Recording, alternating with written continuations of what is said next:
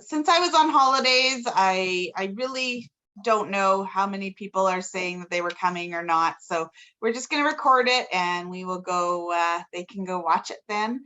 But yeah, thank you for coming. And yeah, we call these Fascinating Female Fridays.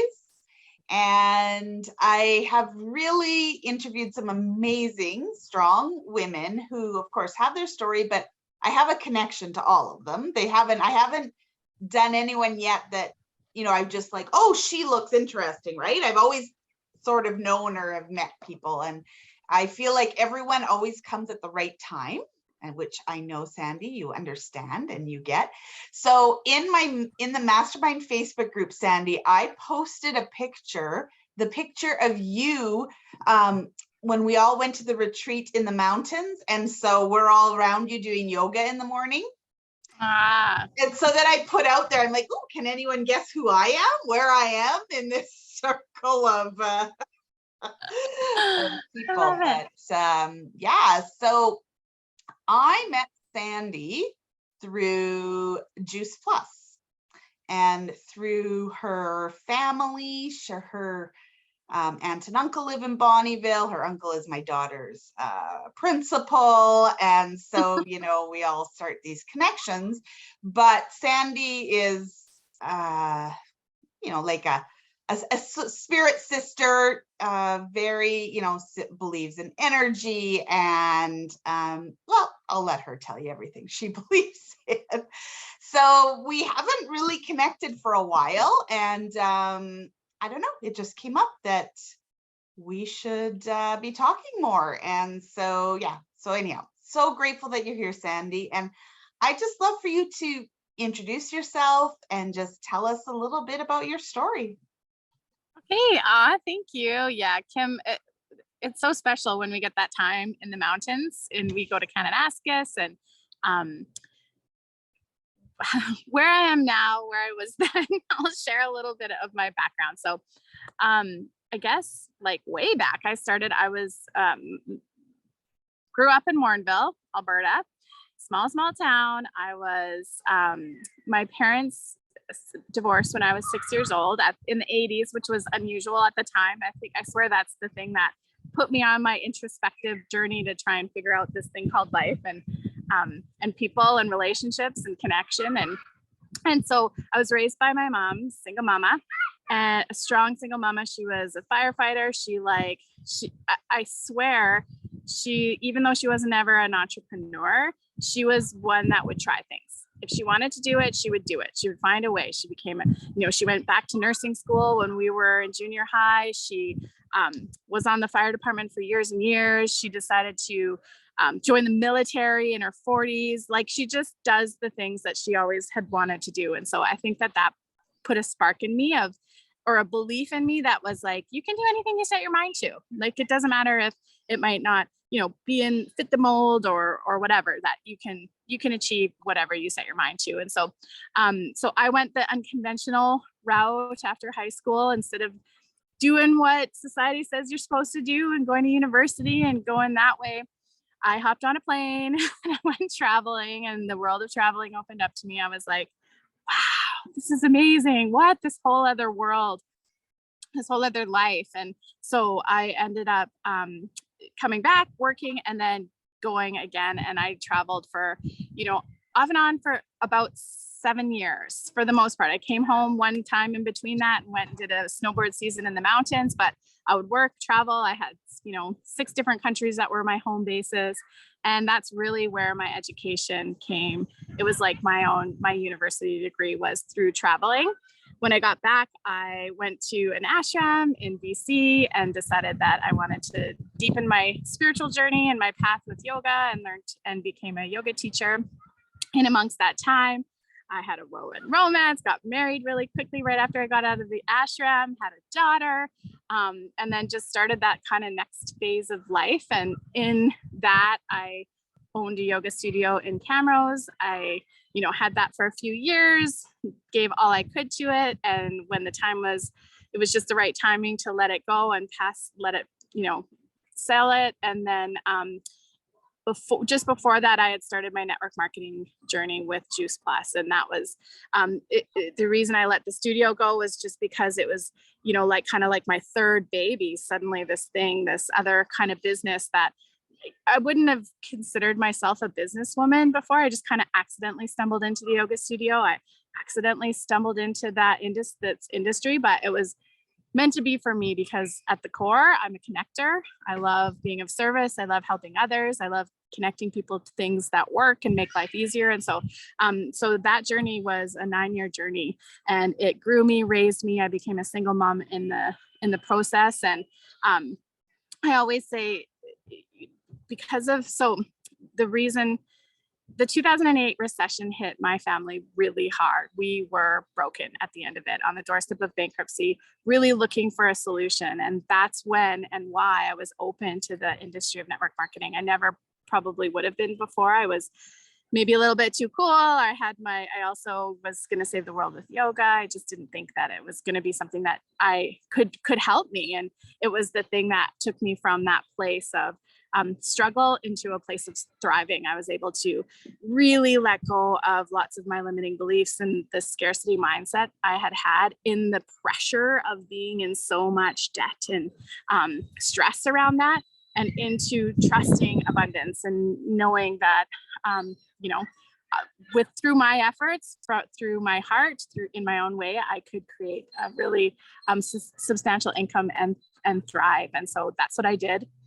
And honestly, it was like one of the biggest blessings in my life. And just like everything in life, there was, last summer, at the end of the summer, I made this shift and decided to switch companies. And that was really crazy in the eyes of so many people because of what was built there and the level and the height I had gotten to there. And I took a leap of faith and made a switch and started at zero again and rebuilt what took me 9 years to build in, the first couple months with the new company. And so the springboard for where I'm jumping off from in this new realm is just that next level, that next chapter of up level. And the biggest motivator of making that switch was because I knew that more of the people I was meant to serve in terms of leadership and sharing the business and that kind of thing, the people were able to grow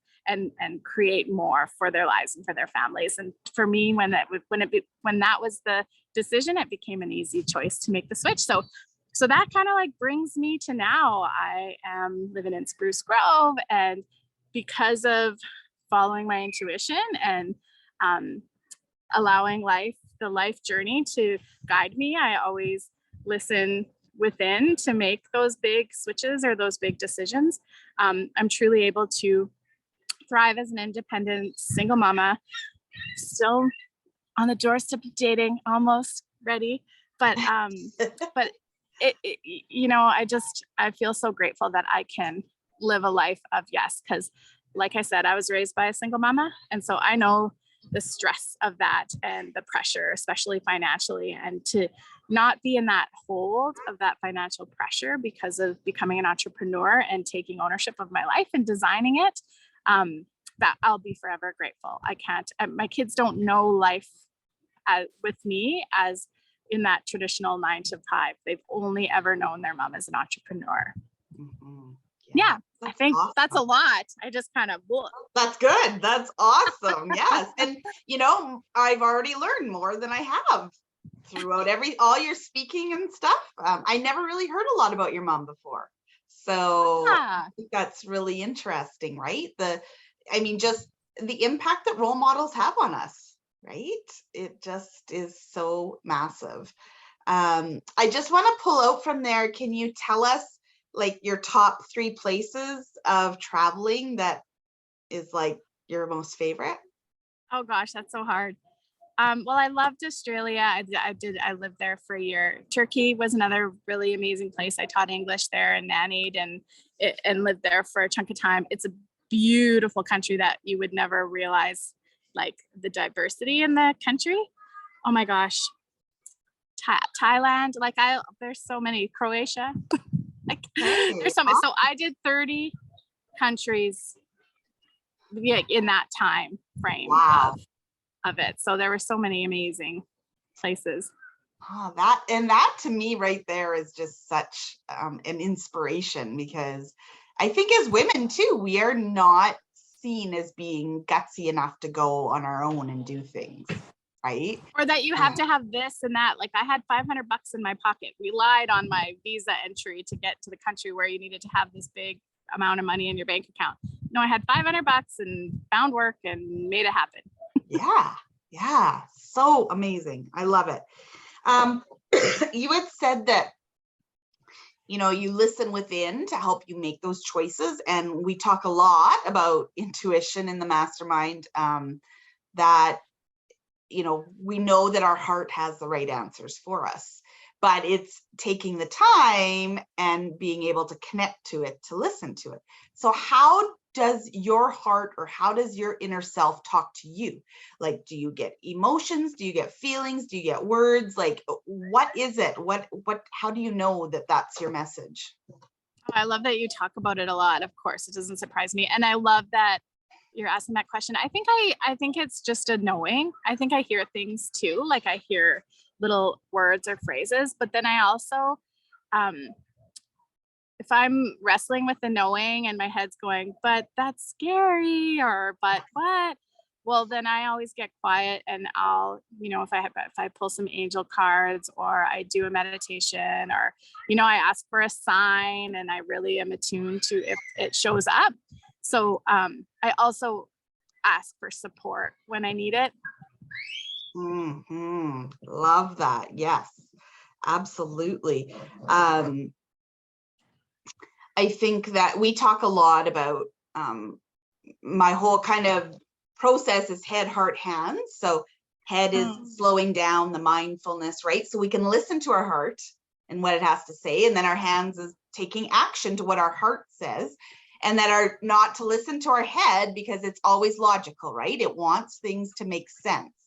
And we know that it doesn't have to. That's what society has taught us.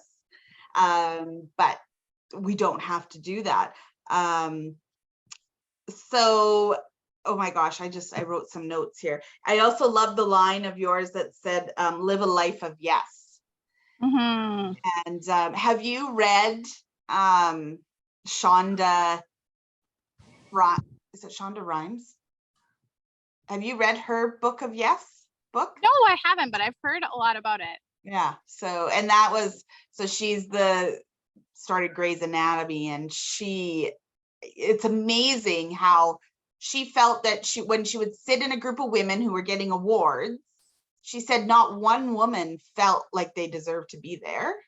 And if they were asked things, you know, like she said, I never said yes to me ever, until finally her sisters are like, seriously, like you are so not fun. And she's like, what do you mean? I'm, you know, and they don't care that she was famous. They're just like, you're so not fun. And so she took a year and said yes to everything and changed her life.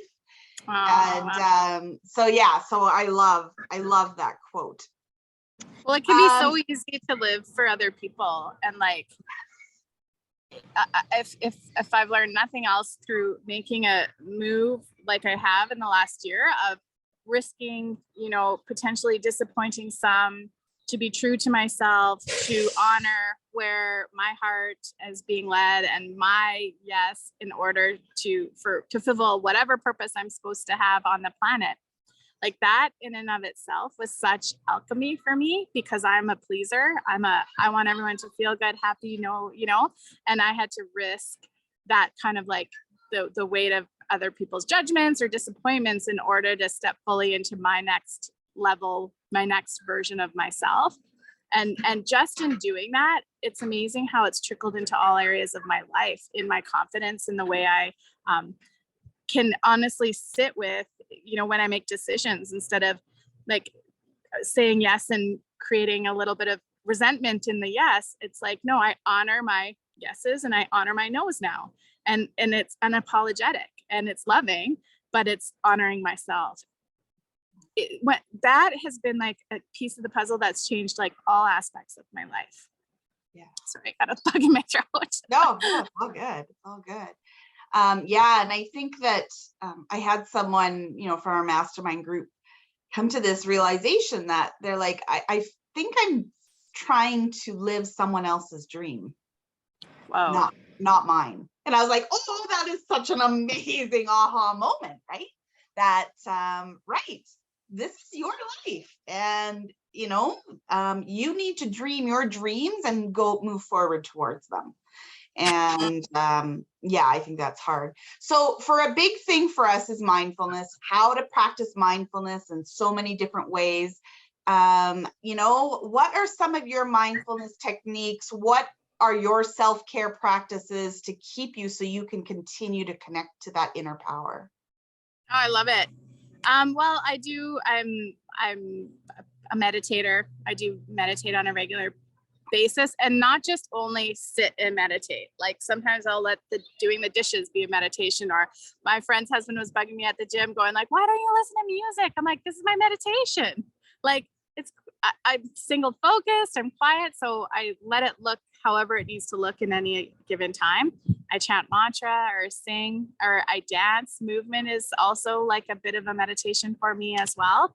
And breath is that's my moment to moment one. That's my check-in. If I'm like all up in this anxiousness or running around, then I'll just stop and really drop into my breath and bring it down. And yeah, those are all kind of the ways. And then also like I regularly do energy work.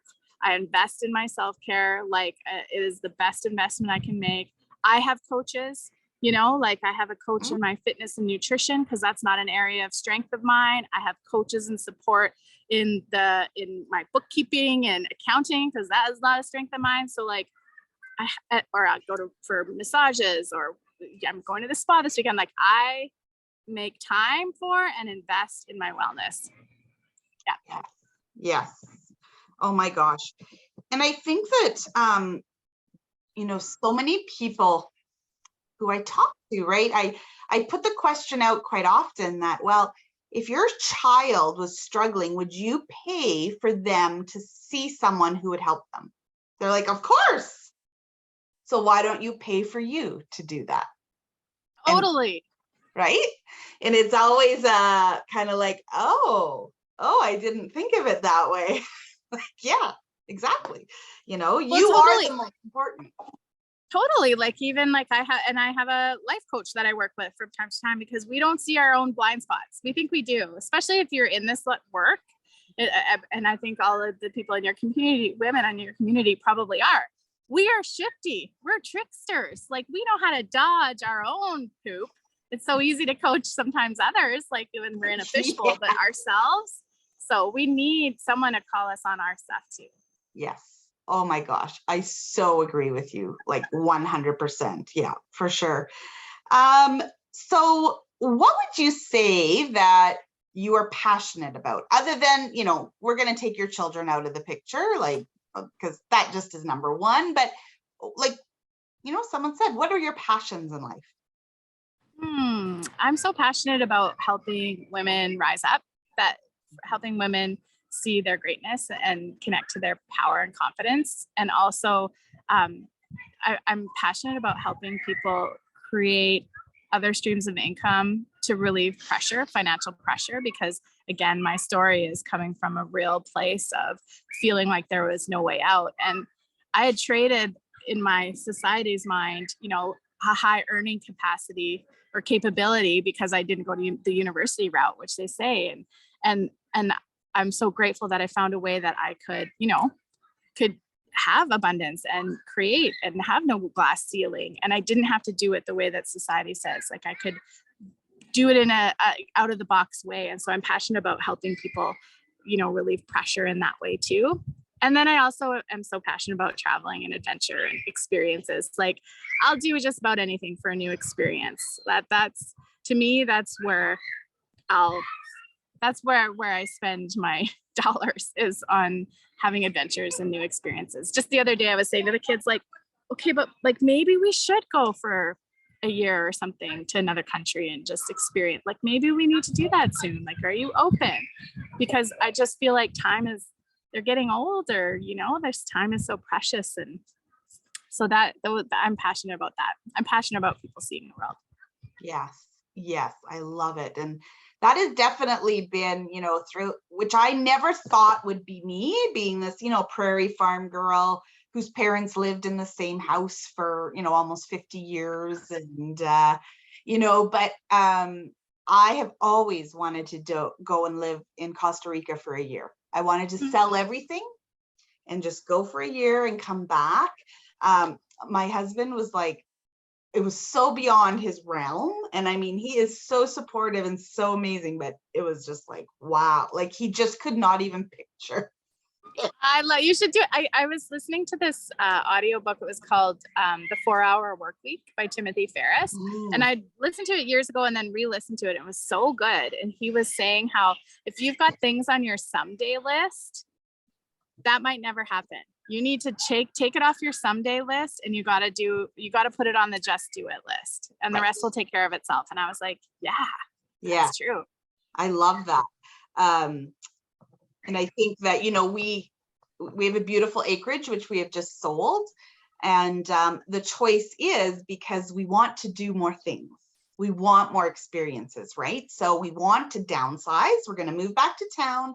That's not necessarily, you know, living in town is fine, you know, but I really want to travel. I want to do these things. And so, you know, you make those choices. And so, yeah, I feel like, you know, you could always say, oh, I want to travel, but if you don't make those choices to do it, then it never does happen. So yeah, I totally agree. Thank you for that. It's like the certainty. Like once you're certain and you've made the decision, like everything, the universe, everything conspires to make it happen.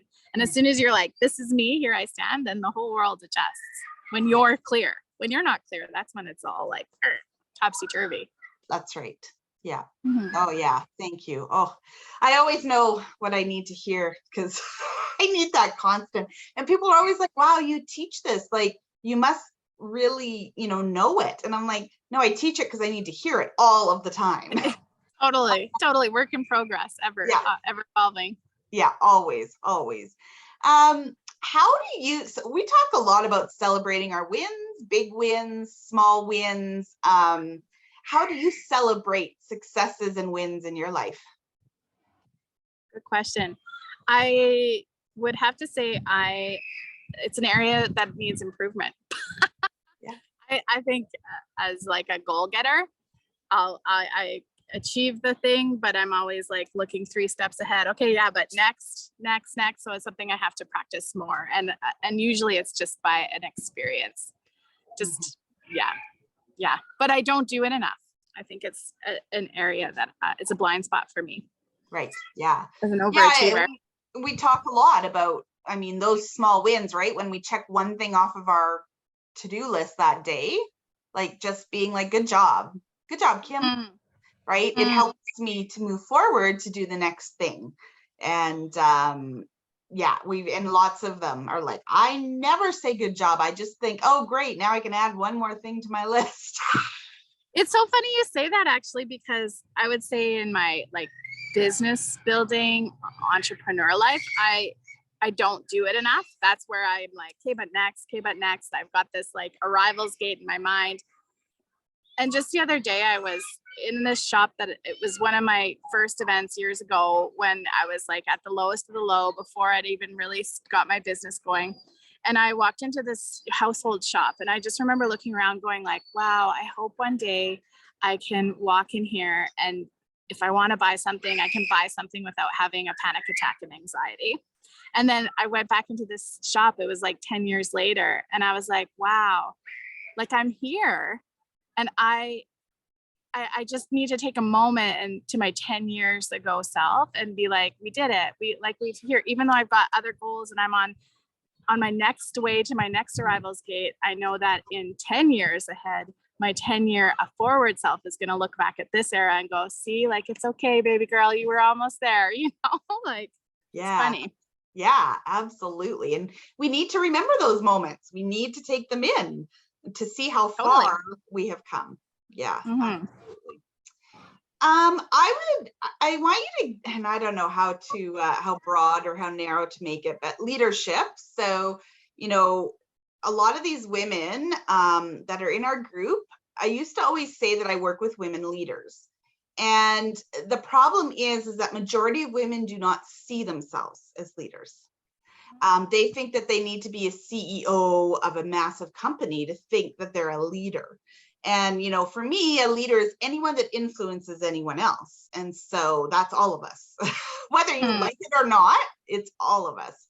But, you know, within your growth, within your companies that you have worked with and your own company and your own teams, like, how do you see female leadership versus male leadership? And do you, Ooh, yeah. wow, that's a good question.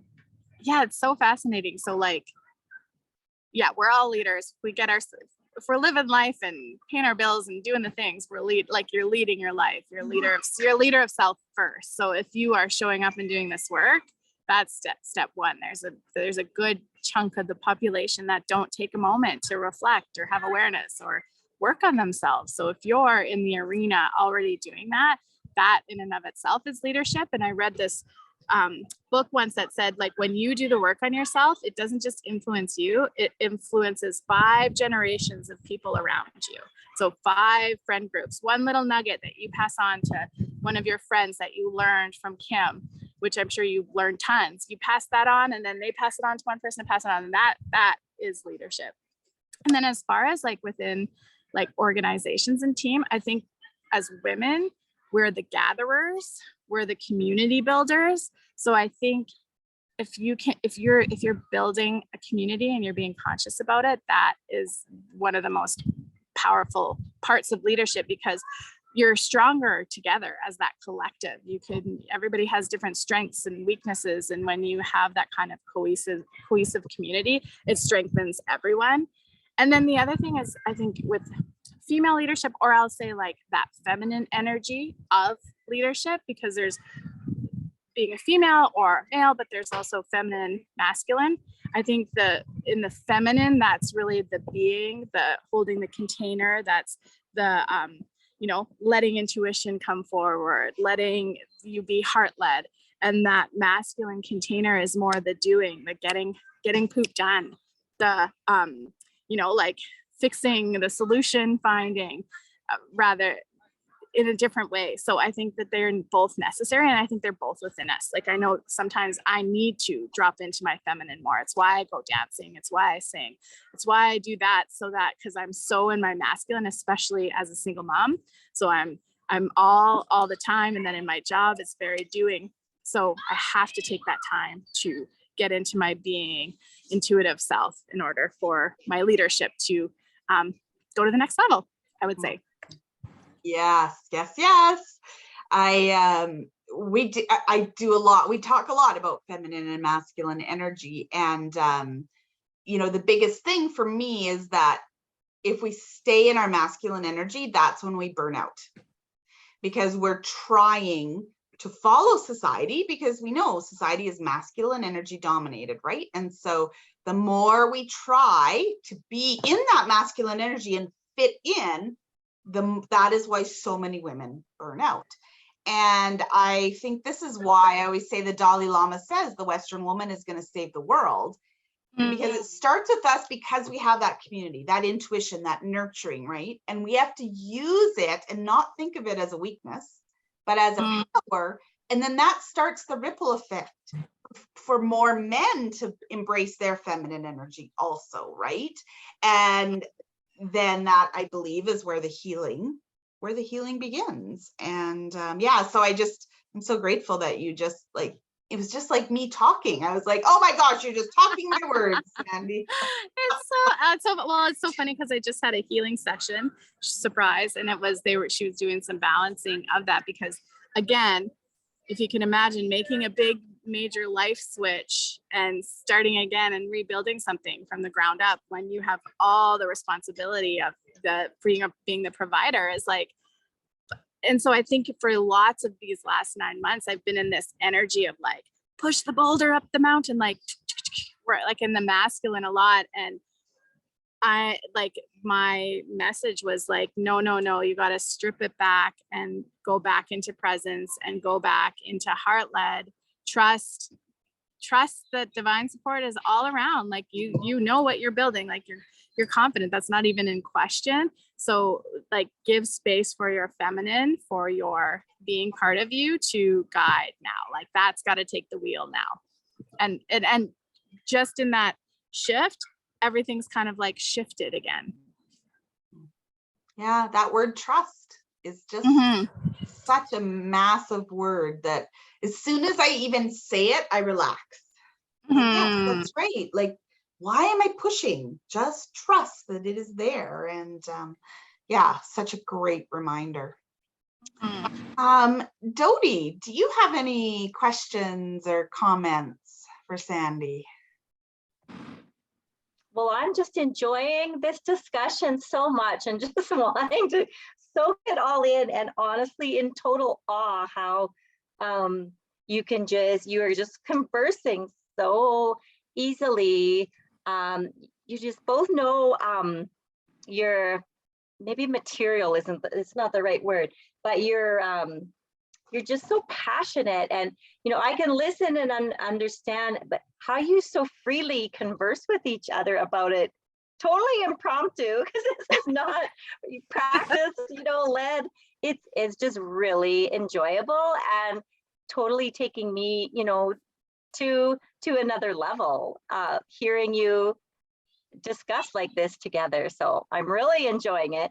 And I thank you, Sandy, I'm enjoying your experiences that have all come together to where you are today. And it just represents, like, it makes us think about our own journey of, how our peaks and valleys, and just bring us to where we are today. And I know what I'm taking away today. You said something that's in my memory. I invest in my wellness.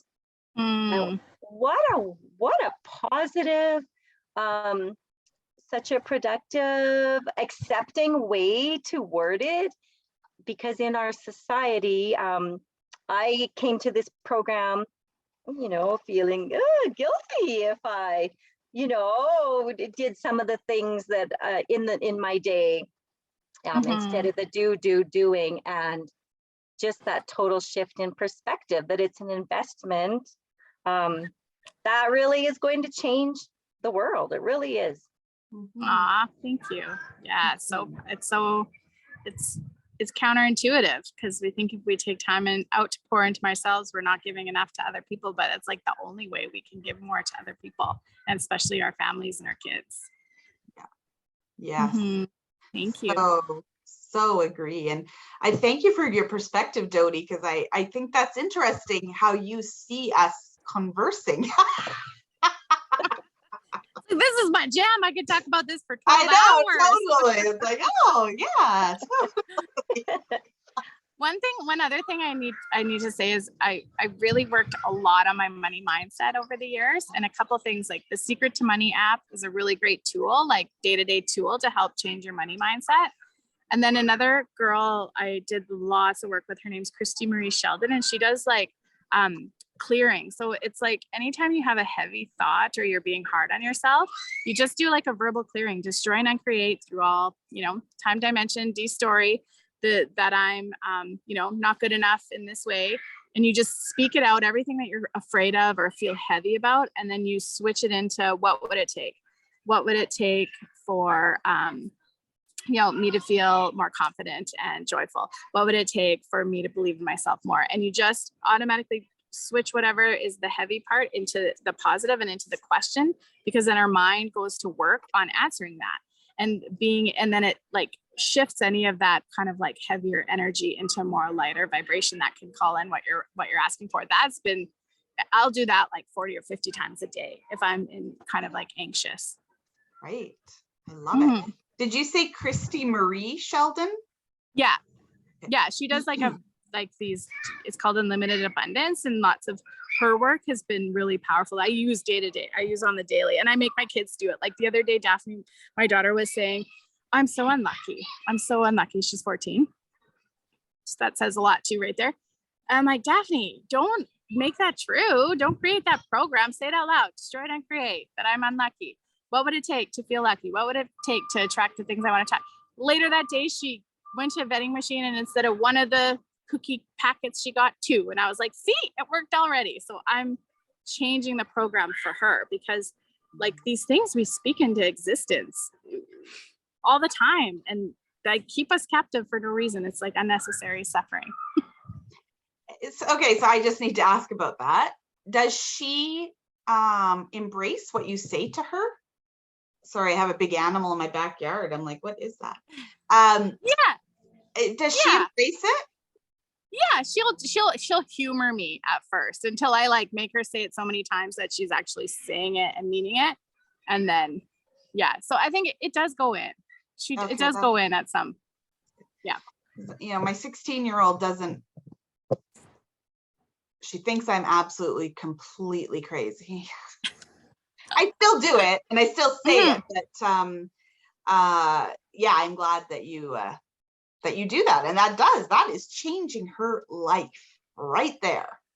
Little things. Yeah. But then I'll always like, when it wasn't the COVID time, we'd go to the ashram. They have family week. So she hears these kind of, or I've putting her into a personal development course for teens, for young.